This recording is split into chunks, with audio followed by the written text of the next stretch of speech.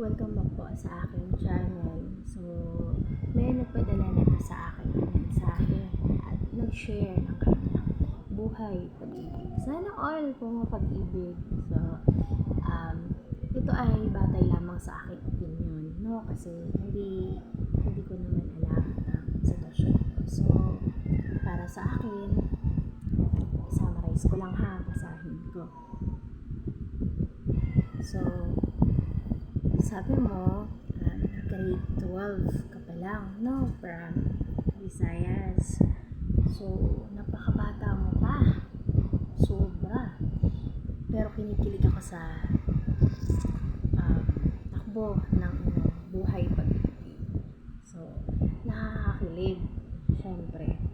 Pero, lagi mong tatandaan na ganun talaga kapag dumarating ka sa punto na feeling mo, mahal mo na, feeling mo siya na, yung ganyan. Kasi lahat naman dumadaan sa ganyan. So, pagdadaanan mo talaga yung mga ganyang bagay.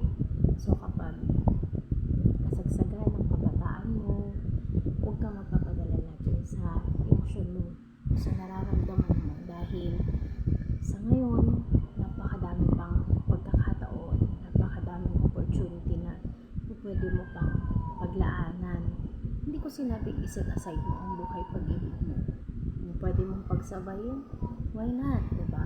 Kasi ikaw naman yung magdadala niyan. Siyempre kung ayun yung magpapasaya sa'yo, kung ayun yung sa tingin mo is pinanghuhugutan mo ng lakas ng loob, go for it. Pero always remember na ang puso nasa gitna at yung utak nasa taas. Kaya lagi mo iisipin maigi. Lagi mo i-check, triple check. Dahil ang pag-ibig, ang masaya, ang nakakakilig, lahat yan sa una lang. Hindi ko sinabi na yung naranasan namin o naranasan ng madaming babae is nararanasan mo din. Pero mas mainam na nag-iingat ka. Kasi nandyan lang yan. Sa una lang lahat masaya. Maniwala ka sa hindi. Kasi gano'n naman daw talaga. Sa una masaya. Sa una papahalagahan ka. Sa una paparamdam sa'yo na ikaw ang langit. Na kayang ibigay sa'yo ang langit. Ang buhay na pinapangarap mo. Pero sa totoo lang, depende po yun. Dahil pinagtatrabahuan po ang masayang pag-ibig, ang masayang pagsasama.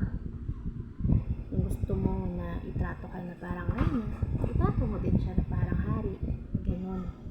Kumbaga, ang pagmamahal, yung pag-ibig na yan, give and take po. Hindi mo lagi isa lang. Kasi, parang ano yan eh, parang ikaw, kapag sa tingin mo hindi ka productive, so, sa tingin mo ba, good example ka sa iba, syempre di ba magiging toxic ka. So, ganun siya ha.